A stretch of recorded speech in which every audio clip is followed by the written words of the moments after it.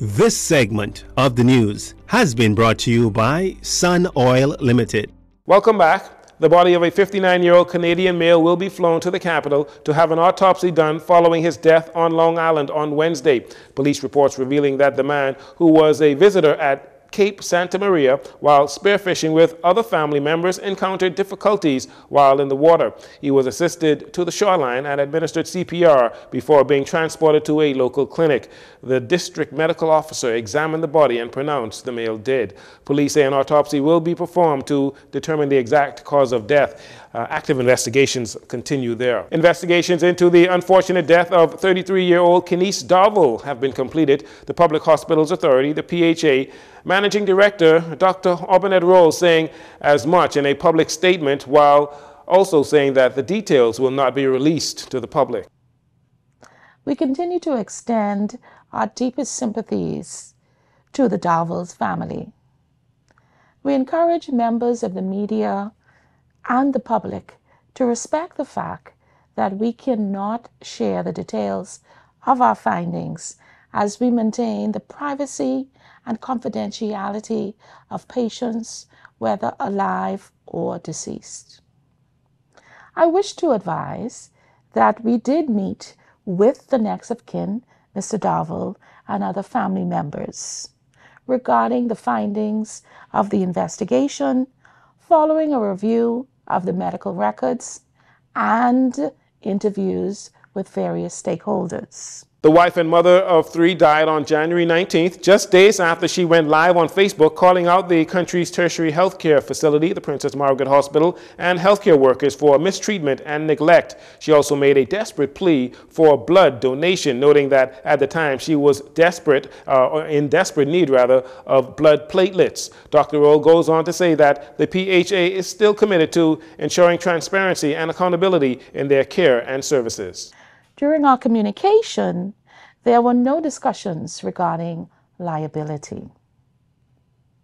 The investigation, however, has afforded us an opportunity to both analyze and strengthen our processes and procedures, and where necessary, we will continue to make improvements to our service delivery with healthcare in the Bahamas.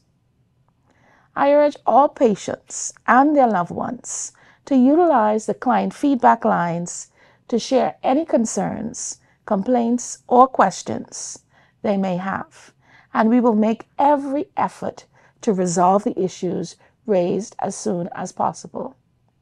The client feedback line for the Princess Margaret Hospital is 825-3438, and the client feedback line for the Rand Memorial Hospital is 350-6700, extension 2079.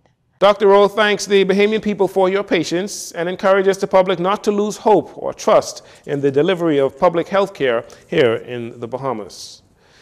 Signed and sealed the first industrial agreement between the Bahamas Technical and Vocational Institute and the Bahamas General Workers Union, affecting some 52 staff at BTVI. JCN's Destiny Johnson has the details. After just 4 weeks of negotiations, the Bahamas Technical and Vocational Institute, BTVI, and the Bahamas General Workers Union, BGWU, have signed their first industrial agreement on Wednesday at the Office of the Prime Minister. The $157,000 3-year agreement will affect the 52 staff members at BTVI. BTVI Interim President Dr. Linda Davis says she is delighted that the members were able to come to a swift conclusion with a great working relationship with the negotiating team. Interestingly and delighted, the board and management is, the negotiations lasted 1 month. We are pleased that through this period, we were able to come to a conclusion, and for that reason, I want to applaud the efforts of lead negotiator Zakia Winder and O.B. Ferguson.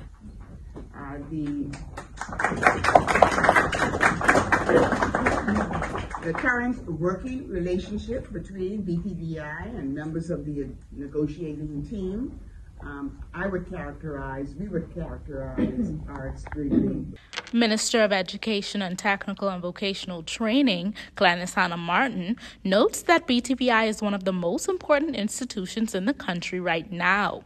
She asserts that BTVI will make the difference in the Bahamas for young people. Therefore, the well-being of the staff is of utmost importance. It is the agency that is and will, as we move forward in the days, weeks, and months ahead, will have responsibility for ensuring our young people are equipped and technically sound so that they can participate meaningfully in our economy, such that we see now they're having to issue work permits for people in this country, and a lot of young people are out of work and feeling frustrated.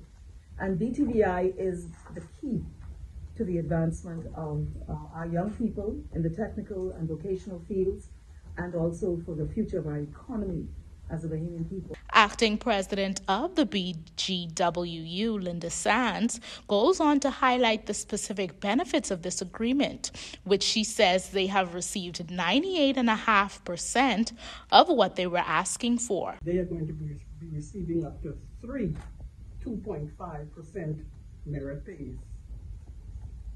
Okay? There's also an increase at the signing of this industrial agreement. People like to hear money. They also have a cost of living in this agreement, additional duties allowance of $300 once you would have worked for 5 days or more. They have that additional $300 to their salary. They have uniform allowance. They have a risk allowance for security. They have 2 15-minute breaks. All, and I say all, outstanding merit pays for eligible members will be awarded once this agreement has been signed. There's also educational assistance for professional development during the following. You are able to have administrative leave with pay. There's up to $600 if you're further education within the Bahamas. Outside of the Bahamas, there's a $2,500 that you can receive for educational purposes. Minister Hannah Martin says the government is now looking to strengthen the relationship between high schools and BTVI for more opportunities during students' high school experience. For Jcn News, I'm Destiny Johnson. Thanks for that report, Destiny. Well, staff members at the Bahamas Technical and Vocational Institute, BTVI, along with the president of the Union of Tertiary Educators of the Bahamas, UTEB, did not take kindly to the signing of that industrial agreement. In fact, a group of them gathered outside the office of the Prime Minister in a peaceful protest of the union's signing of that agreement. The members claiming they were not made aware of the signing, what the agreement entails, or even the negotiations were being held. One BTVI staff member, who is also a member of UTEB, Ernesto Williams, says this is unacceptable. That industrial agreement, unfortunately, has not been presented to its membership in totality. The membership that it will affect, many of whom you see behind me now, are not only shocked, but bamboozled, absolutely dumbstruck at the fact that an agreement that's supposed to affect them does not include them. Their words have not been heard. Their thoughts, their considerations have not been placed into that document. And so negotiations have been going on, apparently, where none have sat at that table. No staff observing that negotiation take place. And as a result of hearing the news that that's supposed to be signed, the members in outrage have come today to stand against the signing of this industrial agreement. That is not supposed to happen. We know that in this country, and that of course with a government such as the one that is present today, we believe in not only negotiations that are peaceful, but that includes and considers all. And these members have not been considered. Now management, lead negotiator, president of the Bahamas Trade Union of Congress, Obie Ferguson, and the interim president of BTVI, Dr. Linda Davis, walked past the protesters as UTEB president, Mr. Daniel Thompson, demanded the signing be halted. I'm advised that there's a petition of 44 persons of a union membership at BTVI of 51. Mm-hmm. And 41 of them have launched their concerns. And while the executive of the union may argue their legal position, morally and ethically, they're dead wrong. You cannot force a legal position on workers because you have the executive control in the union. And when the majority of them are saying, stop, listen to our concerns. And I think that is very important because this government is involved in support of workers. But I think they're being hoodwinked. I think they're being bamboozled to present that there is great support for what is happening. I'm telling you, it's not happening. We right now here, we have over 20 of the members, almost 50% of the workers that they are in there signing on behalf of. Something's got to be wrong. And we're simply saying to the policymakers that stop the process. Hold it. Ultimately, the agreement was signed, and when asked for a response to the protesters, Mr. Ferguson says everything the protesters were claiming is false. He says everyone was informed. You cannot make people to come to a meeting, man, if they don't want to come. It is a duty of the union, though, and the union circulated the notice to all of its members. So if I decide not to come here today, are you going to make me come? But to say that, that's not fair. That's not an accurate position. And that's the reason why we're here to sign. We done sign it, and we will honor it because we did everything. Because I'm not only the legal advisor, I advise them some other things. So that's the reason why the president chose and the board decided for me to respond. There's no shortcut here. And we have the president of the institution here. She knows that we did not rely on the members of the union to call this meeting. We thought to be fair to all and sundry. Everybody got the notice. Mr. Ferguson says the union sought to be fair to everyone about the agreement as management sat and listened to all of the matters brought at the various meetings. He said he has no idea why the union would protest or demonstrate. For our country's sake, we must reduce the number of traffic fatalities on our streets. One life loss is one too many. Traffic accidents are preventable, and we must encourage safe driving on a consistent and everyday basis.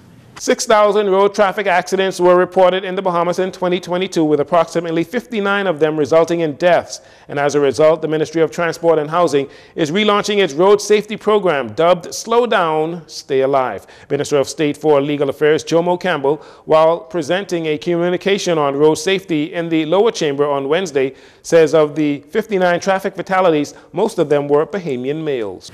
Many of the traffic fatalities were recorded on the islands of New Providence, Eleuthera, Grand Bahama, and Abaco. Madam Speaker, our country cannot afford to continue to record the number of road traffic fatalities we are experiencing today. We are losing far too many of our young people. To address the number of traffic fatalities in our nation and to promote road safety, the Ministry of Transport and Housing is relaunching a comprehensive national road safety program under the theme, Slow Down, Stay Alive. A National Road Safety Council will lead the charge for the program, comprised of professionals from the Ministries of Transport, Tourism, Health and Wellness, Education, Public Works and Utilities, along with the Royal Bahamas Police Force, Road Traffic Department, and the Department of Local Government. The Council will work in conjunction with the Road Traffic Department and will have primary responsibility for road safety campaigns and initiatives in the Bahamas.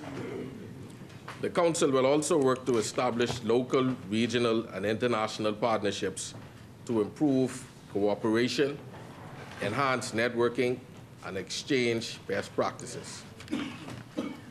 Madam Speaker, the week of the 6th to the 12th of March 2023 has been designated as Road Safety Week. During the month of March, the Transport Ministry will also launch Heads Up, Phones Down, a road safety outreach initiative for students and teens. And finally, as the Royal Bahamas Police Force commemorates 183 years of existence, Police Month is being celebrated this month during the month of March. The Police Force Traffic Division will launch the first of many upcoming initiatives. Wednesday night, last night, officers from the Traffic Division beefed up visibility and enforcement throughout the streets of New Providence and the Family Islands, encouraging road safety in an effort to decrease the amount of traffic mishaps and fatalities. This initiative will continue throughout the month of March nationwide. And that'll do it for your JCN Evening News. Once again, I'm Jcn Saunders. Thanks so much for joining us. This segment of the news has been brought to you by Sun Oil Limited.